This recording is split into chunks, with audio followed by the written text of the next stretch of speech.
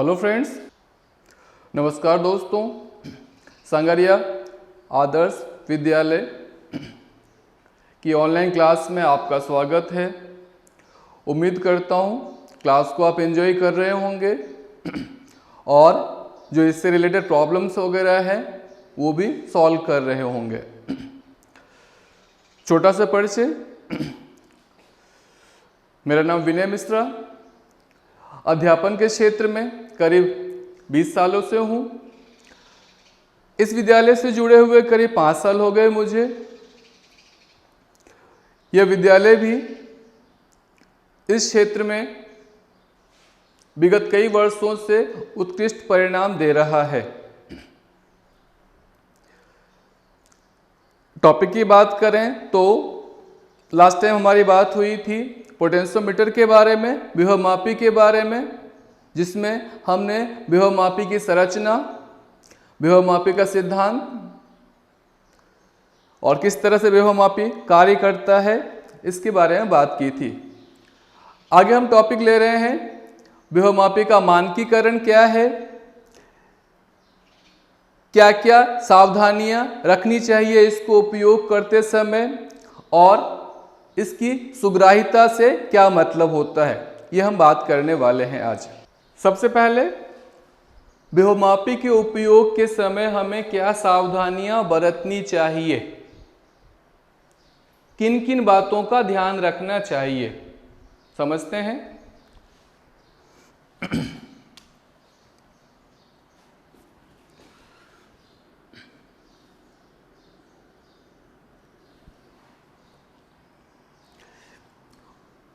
परिपथ में जुड़े सभी सेल,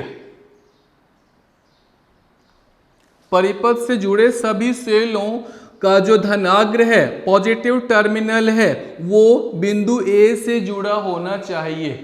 पहली बात, फर्स्ट पॉइंट क्या है, सावधानी से रिलेटेड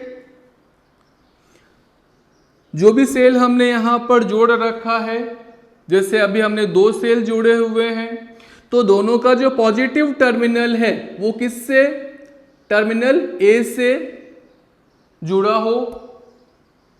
दूसरी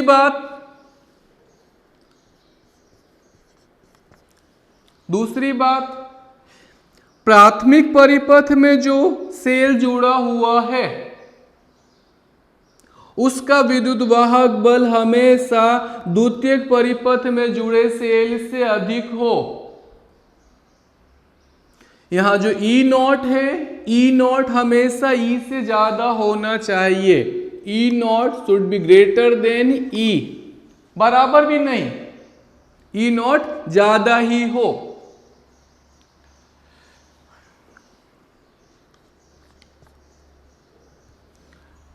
तीसरी बात,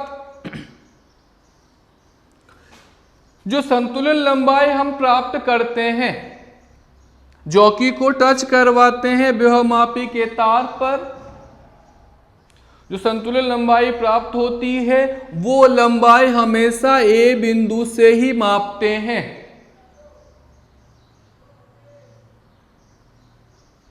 यह हमें ध्यान रखना चाहिए।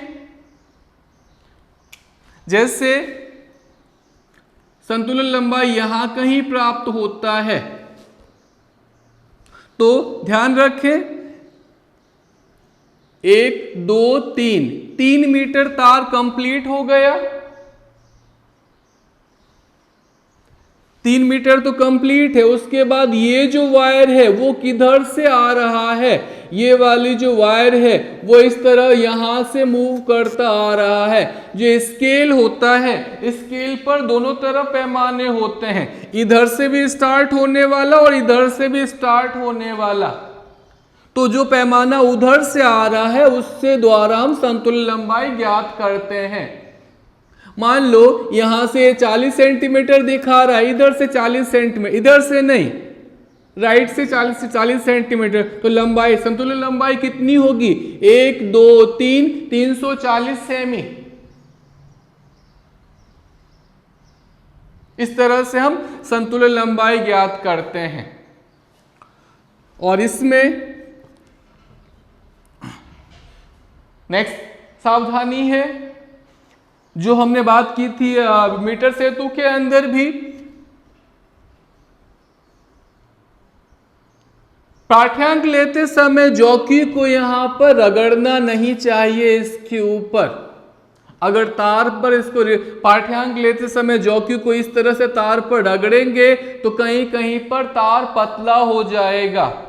मतलब अभी तक तो हम मान के चल रहे थे तो सभी पूरा जो तार 10 मीटर का तार है वो समरूप है, सभी स्थानों पर इसकी मोटाई सेम है।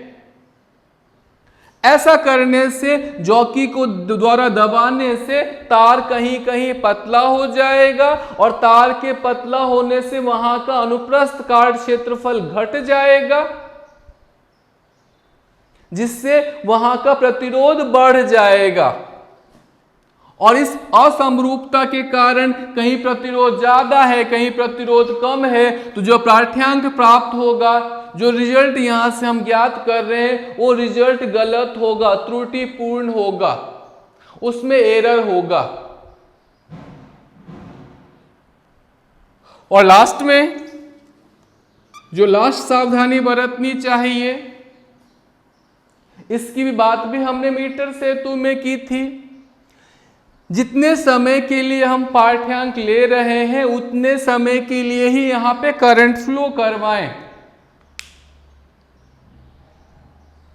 जैसे पाठ्यांक ले लिया हमने, मेन स्विच ऑफ कर दें, जिससे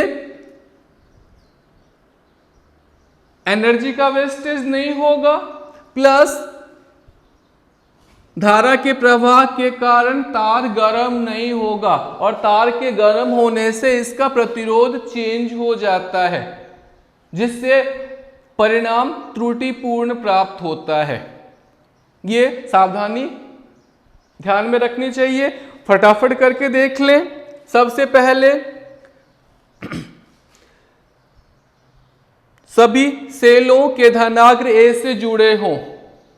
दूसरी बात, संचायक सेल E0 का जो मान है वो E से ज्यादा हो। तीसरी बात, संतुलन लंबाई हम A सिरे से ही ज्ञात करें। चौथी बात, जॉकी को विभवमापी के तार पे ना रगड़ें। और लास्ट बात, पांचवी बात कि जितनी जरूरत हो, जितने टाइम में जरूरत हो उतने टाइम के लिए इसमें धारा प्रवाहित करें। जब पाठ्यांक नहीं ले रहे हो तो स्विच ऑफ कर दें। ये कुछ सावधानियां थी। आगे हम ले रहे हैं मानकीकरण, विभवमापी का मानकीकरण।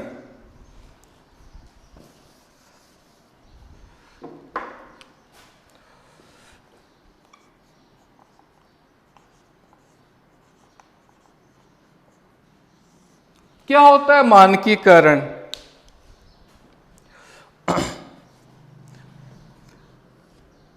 किसी विभव मापी के लिए विभव प्रवणता का मान ज्ञात करना ही कहलाता है मानकीकरण। विभव प्रवणता के मापन की जो विधि होती है उसे ही कहते हैं मानकीकरण। यहां पर इसके लिए सेकेंडरी सर्किट में एक अलग प्रकार के सेल का उपयोग करते हैं, जिसको हम बोलते हैं स्टैंडर्ड सेल, जिसको हम बोलते हैं मानक सेल। इसको यहां पर हम सर्किट में एस से दिखाते हैं, ES कहते हैं इसको। मानक सेल के रूप में कैडमियम सेल या फिर डेनियल सेल का उपयोग करते हैं। डेनियल सेल का जो विद्युत वाहक बल होता है वो होता है 1.08 वोल्ट और कैडमियम सेल का जो विद्युत वाहक बल होता है वो होता है 1.0186 वोल्ट। परिपथ किस तरह से है इसका? फिर से A, B,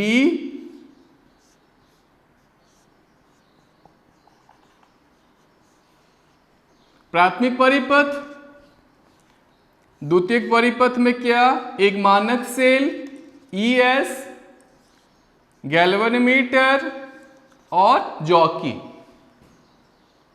किस तरह से ज्ञात करें विभव प्रवणता? सबसे पहले कुंजी K को बंद कर दें, उसके बाद जॉकी को तार AB पर स्पर्श कराते हैं और धारामापी में शून्य विक्षेप की स्थिति यानी हम जॉकी द्वारा संतुलन लंबाई प्राप्त करते हैं। अगर संतुलन लंबाई L प्राप्त हो तो विभव मापी के सिद्धांत से मैं क्या बोलूंगा, ES बराबर क्या, X L।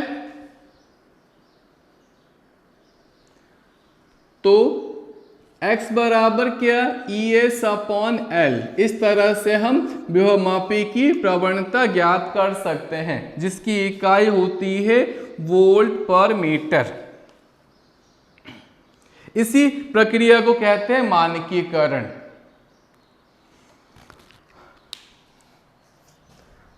आगे इसी में लेते हैं विभव मापी की सुग्राह्यता।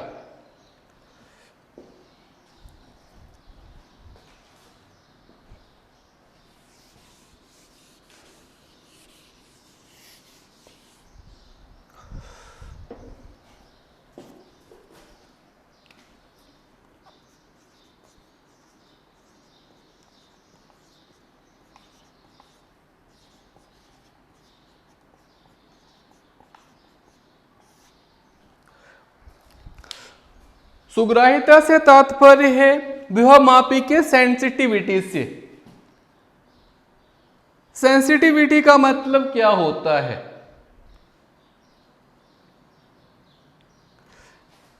सेंसिटिविटी का समझ सकते हैं इस तरह से, कोई भी दो उपकरण लेते हैं, मान ले हम 2 एमीटर ही लेते हैं, इस तरह से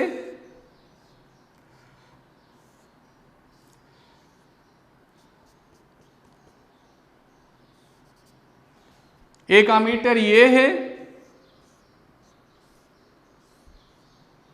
दूसरा एमीटर ये है,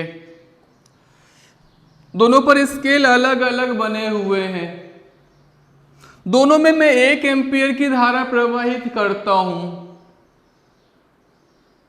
पहले वाले में भी 1 एम्पीयर की धारा दी और यहां भी 1 एम्पीयर की धारा प्रवाहित की। मैंने देखा कि यहां पर जो पहला वाला एमीटर है वो 1 एम्पीयर धारा प्रवाहित करने पर 1 खाना विक्षेप देता है। यहां पर जो लाइन पार करता है वो 1 खाना विक्षेप देता है, जबकि यहां पर जो दूसरा वाला है वो 3 खाने पर विक्षेप देता है। धारा सेम है, दोनों का स्केल हमने अलग अलग बना रखा है। यहां विक्षेप आ रहा है 1 खाना और यहां विक्षेप आ रहा है 3 खाना, मतलब यहां पर्याप्त विक्षेप है उसी धारा के लिए। तो हम कहेंगे ये वाला जो गैल्वेनोमीटर, ये वाला जो एमीटर है वो ज्यादा सेंसिटिव है, इसकी सुग्राह्यता ज्यादा है। अब विभव मापी के लिए किस तरह से बात करें? विभव मापी से अगर हम जॉकी को टर्मिनल A से अल्प विस्थापित करें, जॉकी को मैं यहां पे टच करवाऊं, थोड़ा सा विस्थापित करने पर अगर कोई गैल्वेनोमीटर पर्याप्त विक्षेप दे, अधिक विक्षेप दे, हम कहेंगे जो विभव मापी है वो अधिक सुग्राही है। इस तरह से इसकी सुग्राह्यता को हम समझ सकते हैं। सुग्राह्यता जो होता है, सुग्राह्यता जो है वो विभव प्रवणता के व्युत्क्रमानुपाती होता है। सुग्राह्यता इनवर्सली प्रोपोर्शनल टू विभव प्रवणता।